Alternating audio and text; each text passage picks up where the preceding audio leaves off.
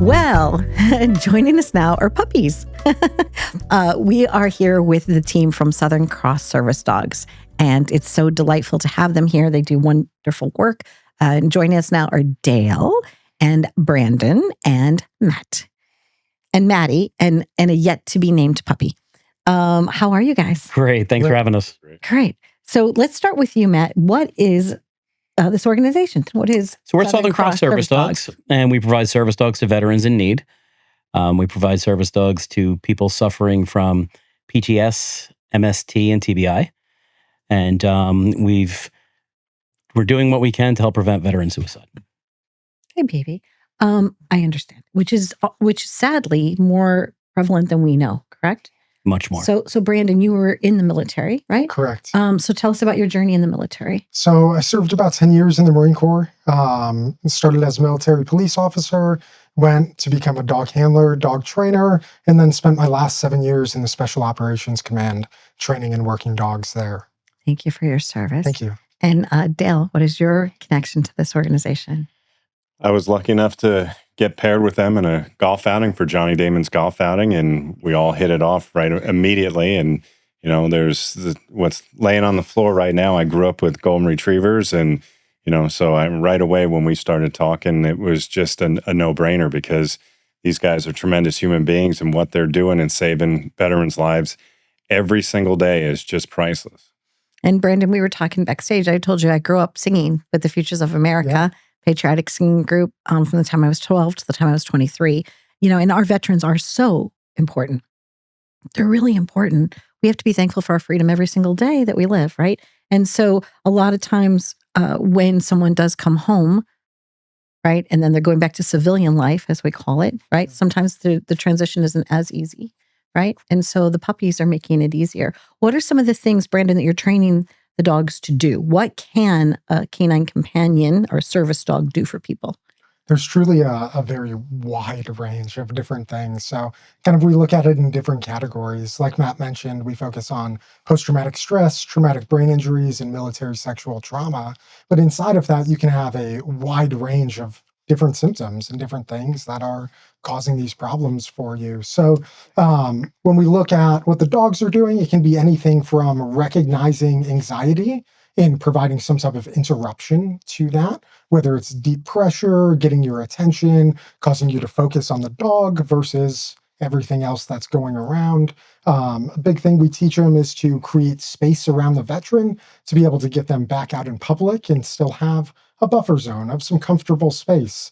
And then as we continue to develop, our friend Maddie here, as he's a little bit bigger, we're looking at some mobility support and things like that for him. He's on the taller side out of our dogs, and he's very intelligent. So it's really fun to kind of teach him those extra steps as far as retrieving things, whether it's a prosthetic for somebody who's an amputee, a cell phone in an emergency, something like that, or helping somebody stand back up and navigate that way. What was one of the most important things to you, Dale, when you decided to onboard with them? What was it about their mission or what they're doing that spoke to your heart? I mean, these are, what we're talking about right here is I'm sitting next to a hero. Mm-hmm. And for us to be able to honor our heroes like that and what he's doing is so important. It's no cost to the veteran. They're training the dogs specifically for the veteran that's in need. And just to be able to, be a part of something like that, to hopefully be able to save lives. I mean, they can go over the numbers of the suicides of our military, and one is too high. And so if we're able to, help out in any way that we can, and my part is just spreading the word and getting everything out there, it's so important. It really is. I mean, it's God's work, and, thankful that these guys allowed me to be a part of it. Now, Matt, you were originally from Long Island, right? Correct. And you were, I guess, were you in the finance world or? I've been in the IT world, supporting the finance sector my entire career. Okay. And so what was the moment where you said, you know what, I need to be serving in this way? I was at the point in my life where I was looking for something to do to give back. And during COVID, my family got a COVID puppy. Okay. And I said to Karen, my wife, I really would love our puppy to be a great dog. Maybe you could ask some of our friends if we could find a dog trainer for our dog. Ah. And Karen found Brandon through some mutual friends. Amazing. And, we hit it off. And Right. Brandon would come over on Mondays at 2:00, and it was dog trading coffee and bourbon. We became good friends. And during that time, he would tell me about this dream he had to provide service dogs to veterans. Okay. Right. So he spent a decade protecting our country, and he's not done trying to save veterans. Brandon. So it was a no-brainer to want to help him do this. It's amazing. And Matt, you brought along some of friends that you know, right? So tell us about the connection with a famed actor who has puppies. Cole Hauser came to support us at our first gala. Okay. And he's been at our galas ever since. He's a tremendous supporter of us. We actually have a couple of puppies that are his dog's dogs. Okay. So he's very good to us in our organization. Now, how can people around the country help? Right now, the biggest help we need is financial support. Okay. So it takes about $60,000 to raise and train a service dog. We have the puppy you're holding is our 8th dog in the program. This baby is like, do you hear the baby? Yes. You hear this baby? Mm-hmm. The baby's like, I think I rocked the baby to sleep. You did. His eyes closed a little while ago. Yeah. And so he's our 8th in the program. Okay. And this isn't a cheap endeavor. So when I first started doing this, I looked at the prices that service dog organizations were saying what they cost, and I couldn't almost believe it myself. And now that we've been doing this for 3 years, I could tell you it takes every bit of that. It's a specialized program. Yep. It really is. There has to be a certain way, not every dog can pass the training, right, Brandon? Right? So you end up, trying to get the dog to be able to be that companion that you need them to be, that service dog that you need them to be, right? And then after, I guess, they pass a series of tests, then you know that they're safe to partner up with someone, right? Is there a list of vets that you have that are asking for someone right now? Yeah, absolutely. Okay. And we have an application on our website. Okay. So if anybody knows anybody looking for a service dog, fill out an application on our website. We're looking to help as many people as we can. And you have events, right? Throughout the year too? We do have a lot of events. Tickets too, and yep. But one thing Brandon always says, and he'll always say that we're looking for the veteran that we haven't seen. Right, the veteran that's been at home, that hasn't been out of the house. People, that person's not going to find us. We need help finding that person. So if anybody knows that type of person, let us know. Let them know. We just had our most recent veteran. His mother filled out his application. Yeah. My son's school just had a tragedy at my son's college, and you're right. Sometimes it's like the kid in the back of the classroom, right? So someone that has served our country and served our country well and is now just maybe quiet or has wanted to maybe disappear or withdraw from the community, those are the people we need to find. Correct. Because they're going to need our help. Yep. I love what you're doing. I love the mission. Dale, what are your thoughts? So when you went to that first event, right, with your friend Johnny Damon?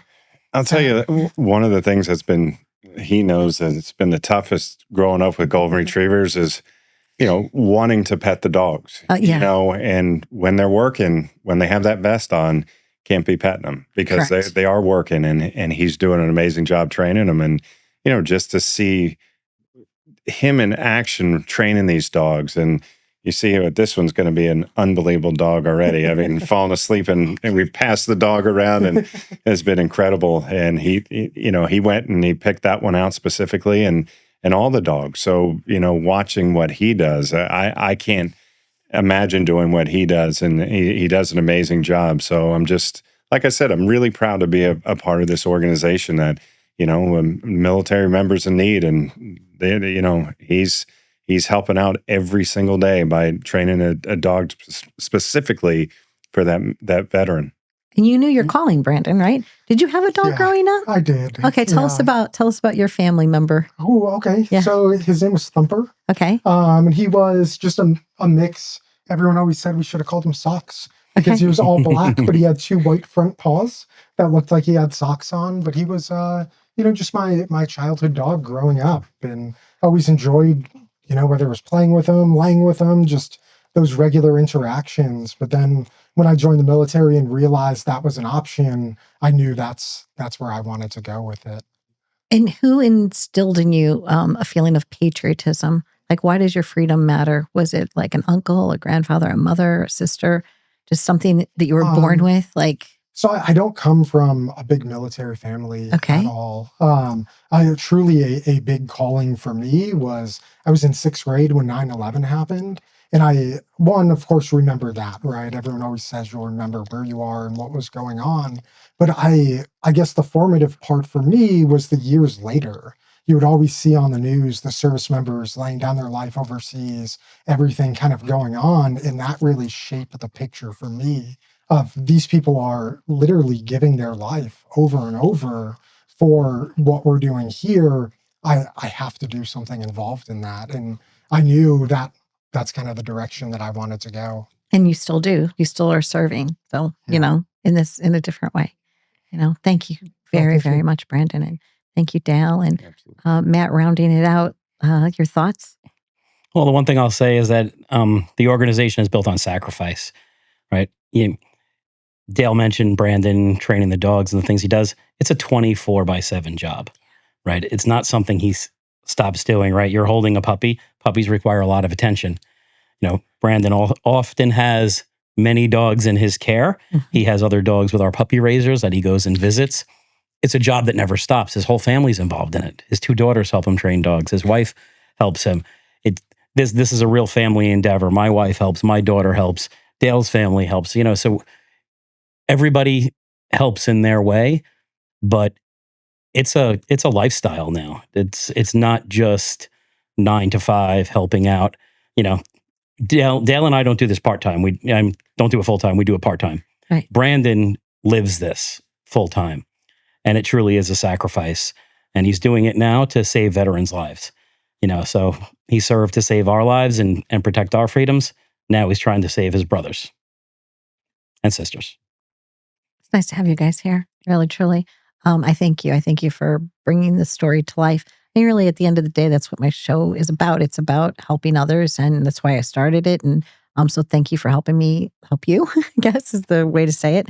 And so donations are welcome, and they can go to your website, or people can, like you said, just reach out, And sometimes there's who knows, maybe there's a dog food company, or there's a something kind of company. Everybody can make a little difference. They say we can share our time, our talent, or our treasure. Right. And sometimes all three. So time, talent, treasure. Thank you very much. So it is Southern Cross Service Dogs. Correct. There you go. Thank you. Thank you. And for you at home, we hope you enjoyed this segment, helping people, one person at a time or one puppy at a time. I wish there was a way that I could help you feel what I'm feeling right now with the warmth and the comfort of just this beautiful animal. So thanks for watching, and be well.